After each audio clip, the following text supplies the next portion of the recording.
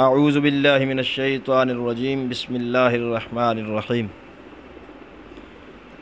الصلاۃ والسلام علیک یا سیدی یا رسول اللہ وعلی آلک و اصحابک یا سیدی یا حبیب اللہ الصلاۃ والسلام علیک یا سیدی یا نبی اللہ وعلی آلک و اصحابک یا سیدی یا رحمۃ للعالمین۔ سامعین محترم، آج ہم جس مسئلہ پہ گفتگو کریں گے وہ ہے اہل سنت و جماعت میں رفض کیسے داخل ہوا اور اس کا ذمہ دار کون ہے۔ یہ موضوع انتہائی اہم اور ضروری ہے، کیونکہ آج کل اس پرفتن دور میں کچھ نام نہاد خطیب، بد عمل بد کردار، ان پڑھ اور جاہل پیر،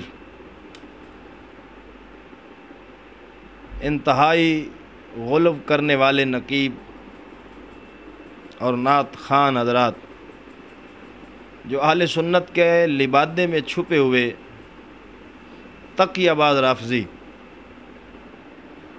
وہ اس رفض کو اہل سنت کے اسٹیجوں پر اور عوام میں پھیلانے کی حتی الامکان کوشش کر رہے ہیں۔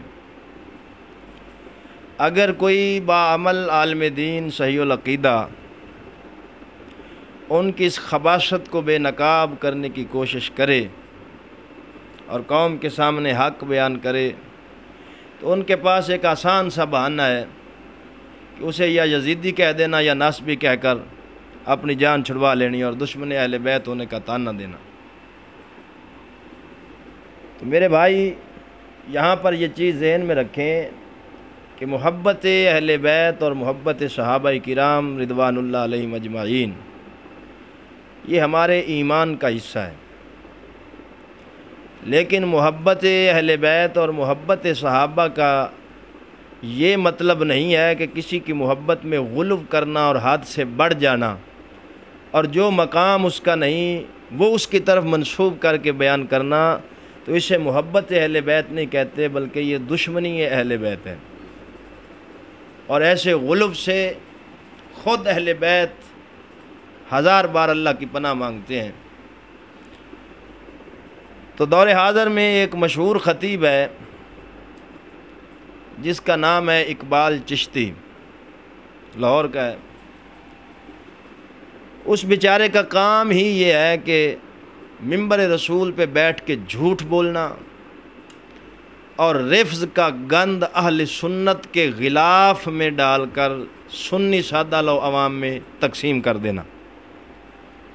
وہ اکثر ہم کہا کرتے ہیں کہ آج کل بعض لوگوں نے بورڈ تو داتا صاحب کا لگایا ہوا ہے مگر سواریاں ساریاں گام میں شاہ اتار دیتے ہیں۔ تو یہ ان کی مثال ہے کہ سنیت کا لبادہ اوڑھ کر اور دعویٰ کرنا محبت اہل بیت کا، اور اس دعوے کی آڑ میں کبھی قرآن کی تحریف کر دینا، کبھی من گھڑت روایات کو احادیث بنا کر پیش کر دینا، یہ اس حضرت کا ترہ امتیاز ہے۔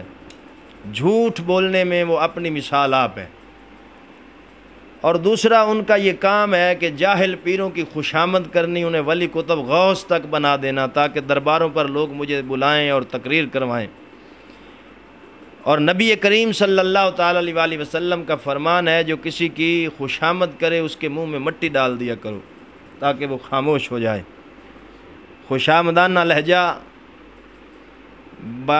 بنا کر، اور پیروں کو یہ ایسے خطیب چاہیے جو ان کی تعریف مفت میں کرتے رہیں تاکہ وہ اپنے مریدوں میں غوث کتب ابدال ہونے کے دعوے کرتے رہیں۔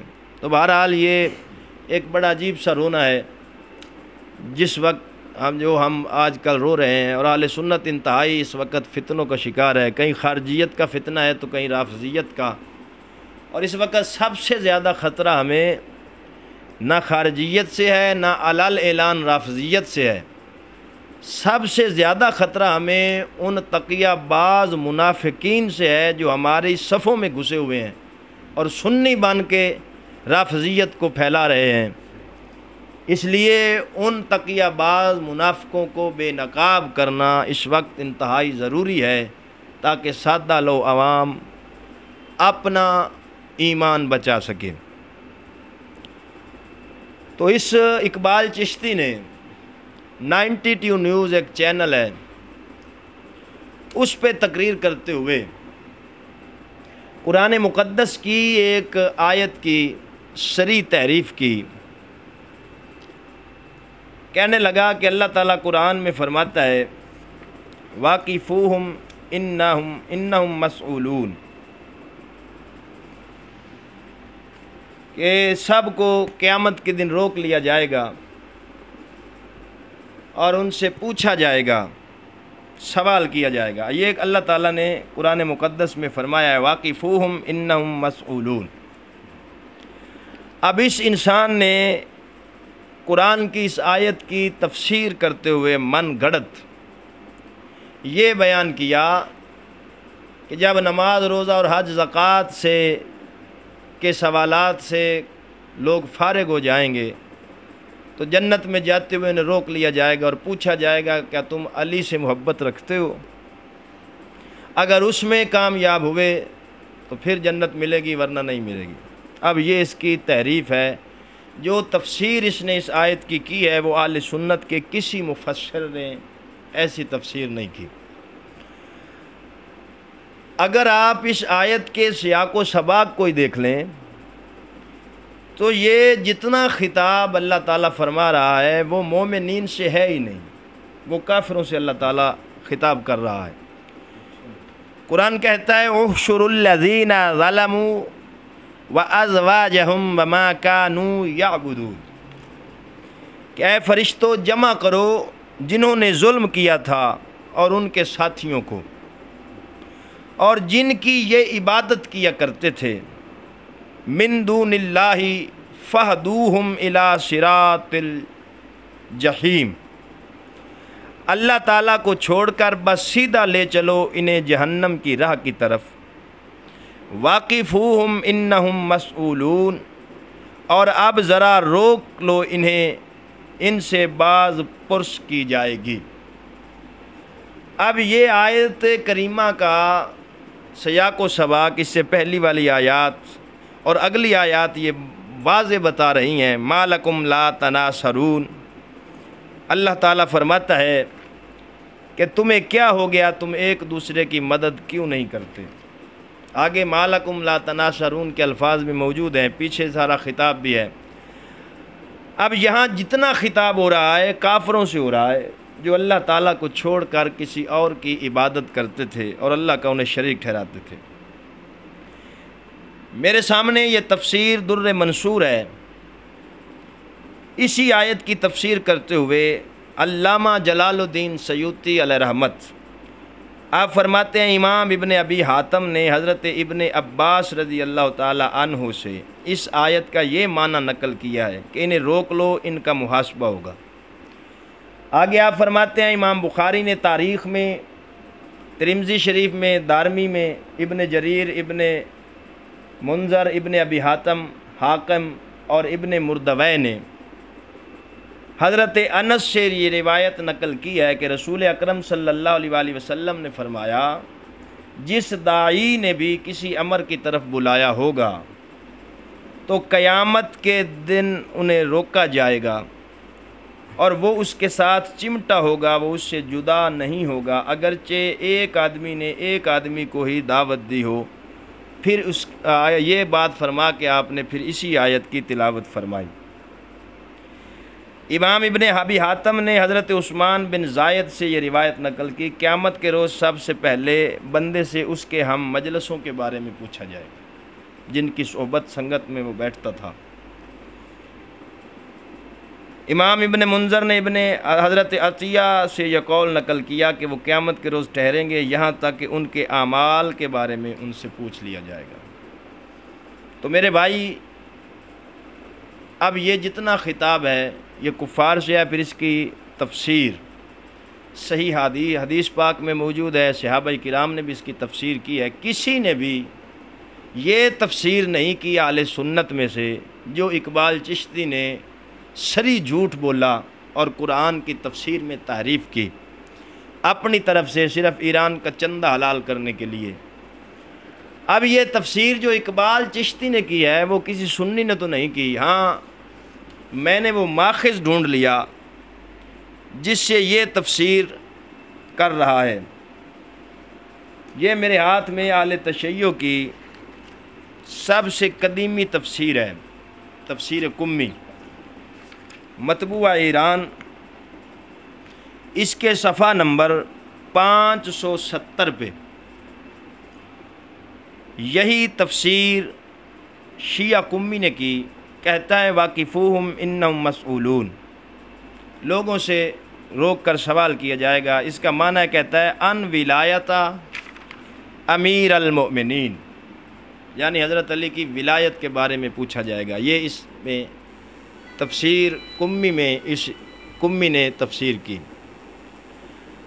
اب اقبال چشتی سے ایسے لوگوں کو جب ہم یہ کہتے ہیں کہ تم رافضی ہو، وہ کہتے ہیں جی دیکھو ہمارے ایمان پہ حملہ کر دیا، ہمیں رافضی کہہ دیا، کیا دلیل ہے تمہارے پاس ہم رافضی ہیں؟ تو بھائی یہ دلیل ہے کہ تم نے اہل سنت کی تفسیروں کو چھوڑ کر ایک رافضی شیعہ کی تفسیر کو ٹی وی چینل پہ بیان کیا، تو اب ہم تمہیں کس طرح کہیں کہ تم سنی ہو؟ تم اہل سنت کا لبادہ اوڑھ کر محبت سے اہل بیت کا دعویٰ کر کے جو جھوٹ آتا ہے تم بول دیتے ہو۔ اس کے بعد پہلا تو اس نے یہ جرم کیا، دوسرا اس نے کہا جی کہ اگر دنیا محبت علی پر جمع ہو جاتی تو اللہ تعالیٰ کو جہنم بنانے کی ضرورت ہی نہ پڑتی۔ اب یہ روایت شیعوں کی حیات القلوب میں موجود ہے، ملا باقر مجلسی۔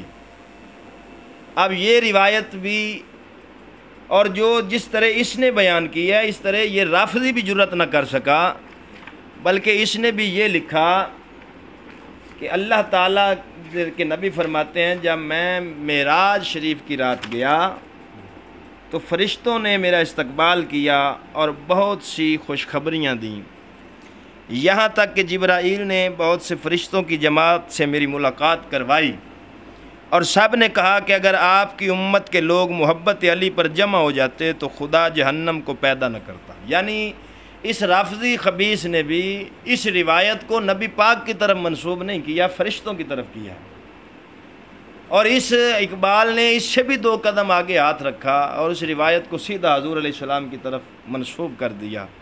حالانکہ مسلم شریف کی حدیث ہے، حضور علیہ السلام نے فرمایا جس نے جان بوجھ کر مجھ پہ جھوٹ باندھا وہ اپنا ٹھکانہ جہنم میں بنا لے۔ دوسرا اس روایت پر جو بہت سے اعتراضات ہیں، اس سے پتہ یہ چلتا ہے کہ جہنم بنی ہی مولا علی کی محبت اور مخالفت کے لیے ہے، یعنی اگر دنیا محبت علی پر جمع ہو جاتی تو اللہ جہنم کو پیدا ہی نہ کرتا۔ اب جنت جہنم کو صرف اسی ایک بات پر لا کر منحصر کر دینا، اس سے کتنی ہی قرآن مقدس کی آیات کا انکار ہوتا ہے، کتنی ہی احادیث طیبات کا انکار ہوتا ہے۔ اور جو پہلی امتیں تھیں ان میں تو مولا علی موجود ہی نہیں ہیں، تو اب ان کے بارے میں کیا حکم ہوگا جو ان میں کافر تھے؟ تو یہ اس طرح جھوٹ بولتے ہیں بیچارے، ان کو پتہ ہی نہیں۔ شیعوں کا تو کام ہی ہے نا کہ وہ جہاں پر بھی دیکھا کوئی آیت یا کوئی حدیث، پہلے تو وہ 3 لاکھ حدیث انہوں نے گھڑی ہوئی ہیں۔ فتاوی رضویہ شریف میں اعلیٰ حضرت نے لکھا ہے کہ رافضیوں نے 3 لاکھ روایات کو گھڑا ہے۔ نزہۃ القاری میں یہی بات علامہ شریف الحق امجدی رحمۃ اللہ علیہ نے لکھی ہے۔ اب وہ ان کی گھڑنتو روایتیں وہ اہل سنت کے لبادے میں آ کر بیان کرنا، یہ ترہ امتیاز صرف اقبال چشتی جیسے خوشامتی، نجم شاہ، جعفر قریشی، حنیف قمی، یہ ان جیسے خبیثوں کا کام ہے، اہل سنت کے کسی مستند عالم دین کا کام نہیں۔ اب اس کا ایک داماد ہے چمن زماں، ویسے ہے تو وہ چبل زماں، چمن زماں وہ پہلے بھی وہ کافی پھڑپھڑاتا رہا ہے مسئلہ خطا کے حوالہ سے، جس کا رد قبلہ امام الغیرت نے تقریراً اور تحریراً ایسا کیا کہ وہ دفن ہو گیا بیچارہ، اس کے بعد اس میں ہلنے کی سکت بھی نہ رہی علمی حوالے سے۔ اب اس نے اپنے اس سسر کی عزت کو بے تکا سا آسرا دینے کے لیے، اسے بچانے کے لیے کچھ آسرا دیا، اور اس نے کچھ حوالہ جات لکھ دیے اس روایت کے، جس میں سب سے پہلے اس نے لکھا کہ یہ روایت ینابع المودت اور علامہ خارزمی کی کتاب ہے مناقب اہل بیت، اس میں موجود ہے، دوسرا مسند الفردوس میں موجود ہے۔ تو میں ذرا اس کا آپریشن کر دوں۔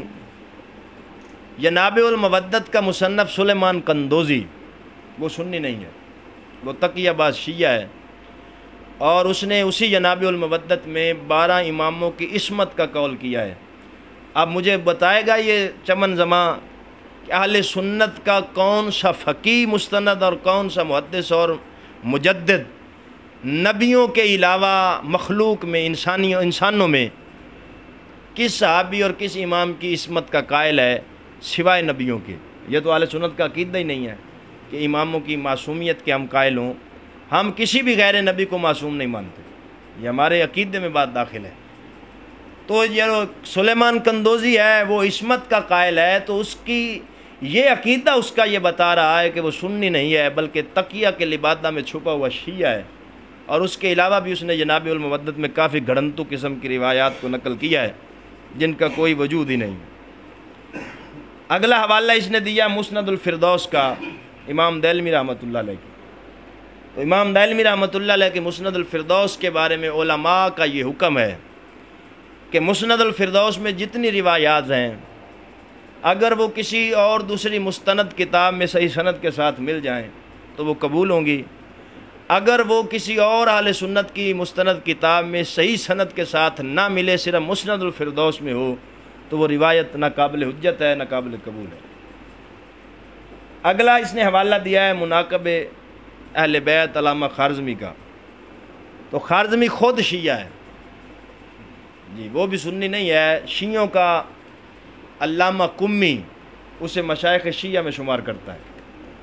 جب وہ اسے اپنا مان رہے ہیں اور یہ چبل زمان اہل سنت کا بنا کے پیش کر رہا ہے۔ دوسری بات یہ ہے کہ خارزمی خود اپنی تحریرات کی روشنی میں شیعہ ثابت ہوتا ہے۔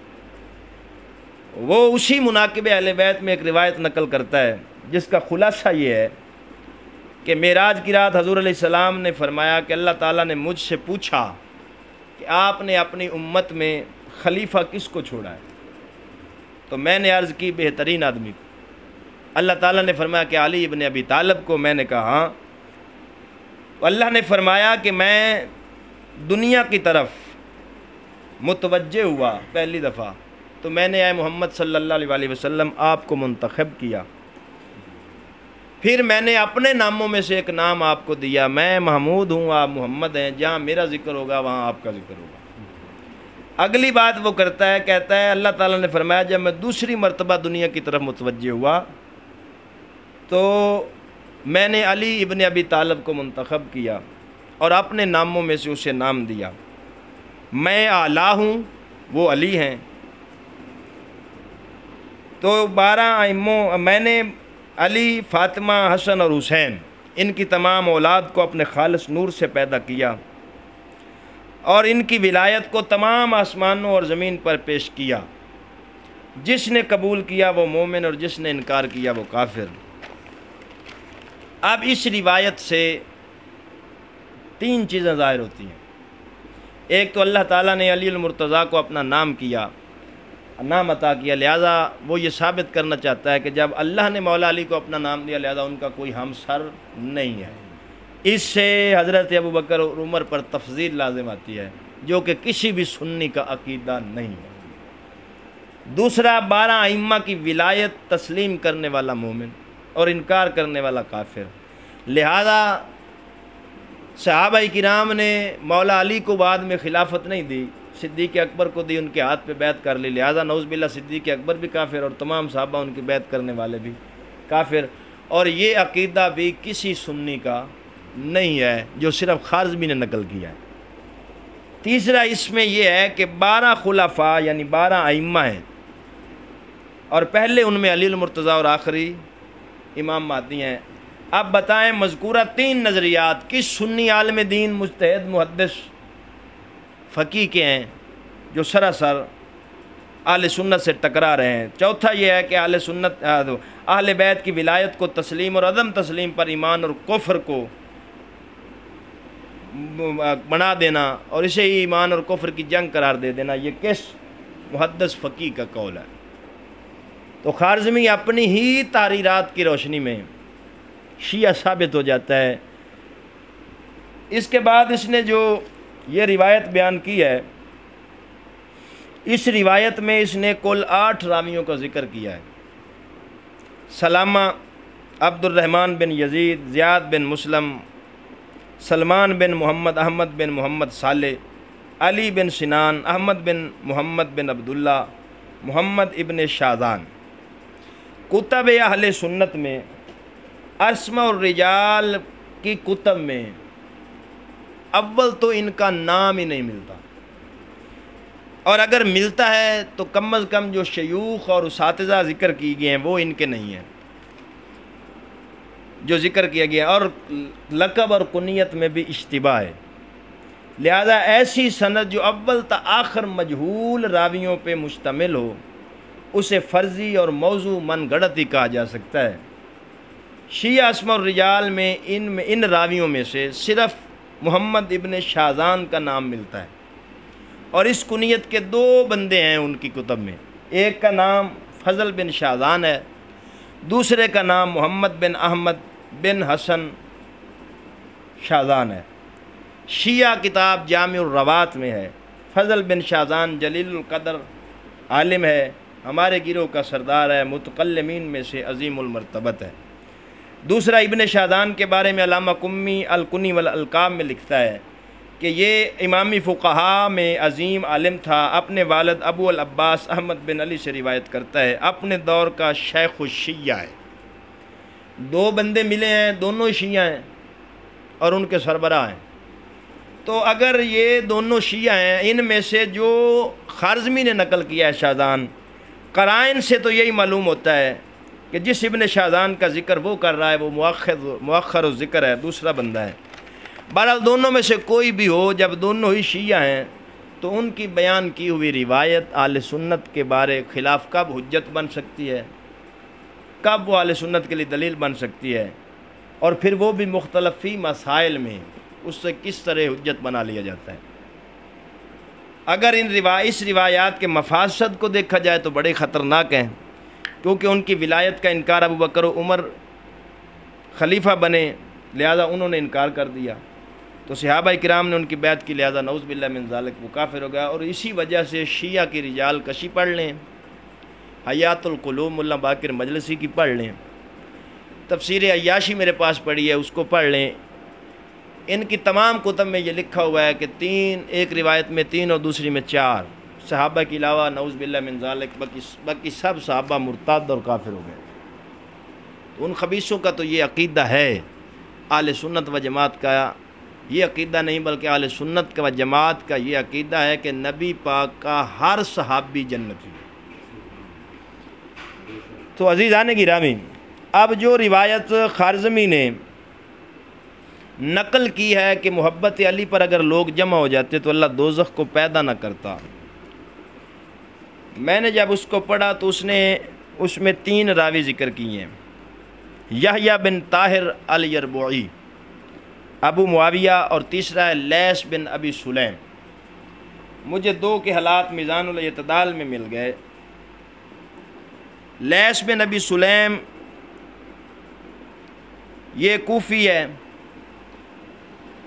کہتے ہیں کہ یہ علماء میں سے ایک ہے۔ امام احمد فرماتے ہیں یہ مضطرب الحدیث ہے، تاہم لوگوں نے اس سے حدیث روایت کی۔ یحییٰ اور امام نسائی کہتے ہیں یہ ضعیف ہے۔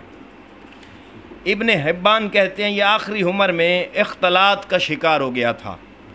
امام دارقطنی فرماتے ہیں یہ سنت کا عالم تھا، محدثین نے اسے اس حوالے سے منکر قرار دیا ہے کہ اس نے عطا، طوس اور مجاہد کو جمع کر دیا تھا، اور یہی کافی ہے۔ عبد الوارث کہتے ہیں یہ علم کا بڑا ماہر تھا۔ ابو بکر بن عیاش کہتے ہیں لیث سب سے زیادہ نمازیں پڑھنے والا، نفلی روزے رکھنے والا شخص تھا، اور جب یہ کسی چیز پر واقع ہوتا تھا تو پھر اسے چھوڑتا نہیں تھا۔ ابن شوذب نے لیث کا یہ قول نقل کیا ہے کہ میں نے کوفہ میں سب سے پہلے شیعوں کا زمانہ پایا ہے، وہ لوگ ابو بکر اور عمر پر کسی کو فضیلت نہیں دیتے تھے۔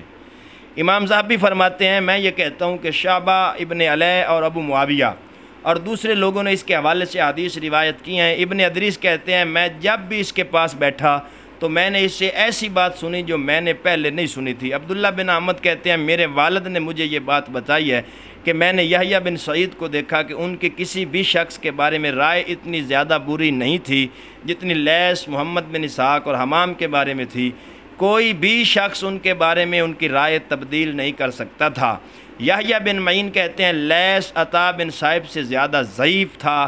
محمل بن فضل کہتے ہیں میں نے عیسیٰ بن یونس سے لیث بن ابو سلیم کے بارے میں دریافت کیا تو وہ بولے میں نے اسے دیکھا ہوا ہے، یہ اختلاط کا شکار ہو گیا تھا۔ میں عام طور پر دن چڑھ جانے کے بعد اس کے پاس سے گزرتا تھا اور یہ اس وقت مینار پر چڑھا ہوا اذان دے رہا ہوتا تھا، یعنی دن چڑھ جاتا تھا اور حضرت اذان فجر پڑھ رہے ہوتے تھے۔ اب جس کی روایات مضطرب ہوں، جو خود اختلاط کا شکار ہو گیا ہو، تو جس پر محدثین کی سخت جرح موجود ہو، کسی نے ضعیف کہا، کسی نے منکر کہا، کسی نے مختلط کہا، کسی نے کچھ کہا، تو امام ذہبی ایک مثال بھی دیتے ہیں کہ اس راوی نے مجاہد اور عطا کے حوالے سے ابو ہریرہ سے اس شخص کے بارے میں روایت نقل کیا ہے جس نے روزے کے دوران اپنی بیوی کے ساتھ صحبت کر لی تھی، تو نبی اکرم صلی اللہ علیہ وسلم نے اس سے فرمایا تم غلام آزاد کرو۔ اس نے عرض کی میں یہ نہیں کر سکتا، تو نبی پاک نے فرمایا تم قربانی کرو۔ اس نے کہا میں یہ بھی نہیں کر سکتا۔ امام ذہبی فرماتے ہیں کہ اس روایت میں قربانی کا ذکر کرنا منکر ہے، تو یہ ذکر دوسری روایات میں موجود نہیں ہے۔ دوسرا راوی تھا اس روایت کا یحییٰ بن طلحہ یربوعی، کہتے ہیں اس نے شریک اور قیس بن ربیع سے، جبکہ اس امام ترمذی عبداللہ بن زید اور ایک جماعت نے روایات نقل کی ہیں، یہ کم درجے کا صالح الحدیث ہے، اسے ثقہ قرار دیا گیا۔ امام نسائی کہتے ہیں یہ کوئی چیز نہیں ہے۔ علی بن جنید نے اس کے بارے میں سب سے زیادہ سخت رائے استعمال کی ہے اور یہ کہا ہے کہ یہ جھوٹا ہے اور جھوٹے دعوے کرتا تھا۔ اب دو راوی جن پر جرح موجود ہے اور پھر وہ روایت اہل سنت کی کسی مستند کتاب میں بھی نہیں ہے سوائے نابع المودت اور خارزمی، جن کی حیثیت میں پہلے بتا چکا ہوں کہ وہ خود تقیہ باز شیعہ ہیں، اور اگر مسند الفردوس میں ہے تو ان کے بارے میں علماء کا حکم بھی وضاحت سے بیان کر چکا کہ اگر مسند الفردوس کی روایت کسی دوسری سنی معتبر مستند کتاب میں صحیح سند کے ساتھ مل جائے تو قابل قبول ہے، ورنہ صرف اس کی روایت قبول نہیں۔ اب وہ تینوں، اور خارزمی جس نے نقل کیا وہ خود تقیہ باز شیعہ ہے، جس کی خود حیثیت یہ ہے۔ اب مجھے یہ بتائیں کہ ایک روایت کو وہ بھی من گھڑت شیعوں کی گڑنتو ہو اور اس سے پھر انکار آیات بھی لازم آتا ہو کہ یہ حدیث کا انکار بھی لازم آتا ہو، اسے دھڑلے کے ساتھ بے شرمی اور ڈھڑائی کے ساتھ اہل سنت کے سٹیج میں بیان کرنا، پھر آگے کوئی روک دے اور کہہ دے کہ یہ تمہاری گڑنتو ہے، تو پھر آگے سے یہ جواب دینا کہ کیا محبت اہل بیت کا حضور نے مطالبہ نہیں کیا، اور یہ آیت پڑھ دینا قل لا اسألکم علیہ اجرا الا المودۃ فی القربى۔ اب یہ کتنی بڑی خیانت ہے علمی۔ اعتراض تو یہ تھا تم پہ کہ تم نے تفسیر بالرائے کیوں کی اور یہ روایت من گھڑت کیوں بیان کی، یا تو اسے صحیح سند کے ساتھ اس روایت کو ثابت کرتا اور جو تفسیر تو نے کی ہے وہ کسی سنی مفسر کی بیان کرتا کہ میں نے اس کے حوالے سے کی ہے، وہ تو نے شیعہ قمی سے کی اور یہ روایت بھی شیعوں کی بیان کی گھڑنتو، اور جواب آگے سے یہ دے رہا ہے کہ محبت اہل بیت کا حضور نے مطالبہ کیا ہے۔ تو کیا اس مطالبے کا مطلب یہ ہے کہ تم جھوٹی اور من گھڑت روایات اور تفسیر بالرائے کر کے لوگوں میں بیان کرتے پھرو؟ یہ کون سی محبت ہے اور یہ کیسا انداز ہے؟ اور دوسرا جو تو نے کہا کہ اس آیت، جب یہ آیت کریمہ نازل ہوئی تو حضرت صحابہ کرام نے پوچھا کہ یا رسول اللہ جو اللہ تعالیٰ مطالبہ کر رہا ہے وہ کن لوگوں کی محبت کا، اور تو نے کہا کہ فاطمہ، حسن، حسین اور علی اور یہ ان چاروں کی محبت کا ہے، تو اگر تو تفسیر مظہری شریف ہی پڑھ لیتا تو تجھے پتہ چل جاتا۔ امام تفسیر مظہری میں قاضی ثناء اللہ پانی پتی رحمۃ اللہ علیہ اسی آیت کے تحت فرماتے ہیں کہ ابن ابی حاتم طبرانی اور ابن مردوی نے ابن عباس سے یہ نقل کیا کہ حضور نبی کریم صلی اللہ علیہ وسلم کی بارگاہ میں عرض کی گئی کہ آپ کے قرابت دار کون ہیں، تو آپ نے فرمایا علی، فاطمہ اور ان کے 2 بیٹے ہیں۔ شیعہ حضرات نے مذکورہ حدیث کی روشنی میں اس آیت سے استدلال کیا کہ خلافت فقط حضرت علی کی ذات میں ہی محصور ہے اور پہلے تینوں خلفاء رضوان اللہ علیہ مجمعین کی خلافت باطل ہے۔ وجہ استدلال یہ ہے کہ وہ کہتے ہیں کہ مذکورہ حدیث اور اس آیت سے یہ ثابت ہوتا ہے کہ حضرت علی کی محبت واجب ہے اور آپ کے سوا کسی اور کی محبت واجب نہیں ہے، اور محبت کا وجوب اطاعت کے وجوب کو مستلزم ہوتا ہے۔ پس نتیجہ یہ برآمد ہوا کہ آپ ہی امام برحق ہیں، کسی اور کی امامت و خلافت صحیح نہیں، مگر ان کا یہ استدلال متعدد وجوہ سے باطل ہے۔ امام قاضی ثناء اللہ پانی پتی فرماتے ہیں پہلی وجہ یہ ہے، فرمایا یہ حدیث صحیح نہیں ہے، اس کی سند میں ایک راوی حسین الاشعری ہے جو انتہائی سخت غالی شیعہ ہے، اور اس کے ساتھ ساتھ یہ آیت مکہ مکرمہ میں نازل ہوئی ہے اور وہاں حضرت خاتون جنت اور فاطمہ الزہراء رضی اللہ تعالی عنہا کے پاس کوئی بیٹا نہیں تھا۔ آپ آگے فرماتے ہیں ہم یہ تسلیم کرتے ہیں کہ حضرت علی حضرت فاطمہ اور ان کے دونوں صاحبزادوں کی محبت واجب ہے، لیکن یہ تسلیم نہیں کرتے کہ ان کے سوا کسی اور کی محبت واجب نہیں۔ فرمایا کیونکہ حالانکہ رسول اکرم صلی اللہ علیہ وآلہ وسلم نے فرمایا ہے کہ ابو بکر صدیق اور عمر فاروق کی محبت ایمان ہے، ان کا بغض رکھنا کفر ہے۔ جس نے میرے صحابہ کرام کے بارے میں سب و شتم اور گالی گلوچ کا اظہار کیا تو اس پر اللہ تعالیٰ کی لعنت اور پھٹکار ہے، اور جس نے ان کے معاملہ میں میرا لحاظ رکھا تو میں قیامت کے دن ان کی حفاظت کروں گا۔ آگے ایک اور حدیث لاتے ہیں، فرمایا حضور علیہ السلام نے یہ بھی ارشاد فرمایا کہ انصار کی محبت ایمان کی علامت ہے اور انصار کا بغض نفاق کی علامت ہے۔ یہ حدیث نسائی نے انس سے روایت کی ہے۔ تو میرے بھائی جو تو نے یہ کہا کہ صرف انہی چار کی محبت ہے، تو فرمایا یہ تو نے غلط کہا۔ اللہ تعالیٰ نے صحابہ کرام کی محبت کا بھی مطالبہ کیا ہے، انصار کی محبت کا بھی مطالبہ کیا ہے، اسی طرح حسن و حسین اور سب کی محبت کا مطالبہ کیا ہے۔ تو جو روایت تو کا بیان کر رہا ہے وہ فرما رہے ہیں اس کا راوی غالی شیعہ ہے جو کسی قسم کی طرح بھی قبول نہیں، اور یہی بات ابن کثیر نے بھی تفسیر ابن کثیر میں لکھی۔ فرمایا کہ ایک روایت میں ہے کہ لوگوں نے پوچھا اس آیت سے کون لوگ مراد ہیں جن کی محبت رکھنے کا ہمیں حکم باری ہوا ہے؟ آپ نے فرمایا فاطمہ اور ان کی اولاد۔ فرماتے ہیں لیکن اس کی سند ضعیف ہے اور اس کا راوی مبہم ہے جو معروف نہیں، پھر اس کا استاد ایک شیعہ ہے جو بالکل ثقافت سے گرا ہوا ہے، اس کا نام حسین اصغر ہے۔ اس جیسی حدیث بلا اس کی روایت کیسے مان لی جائے؟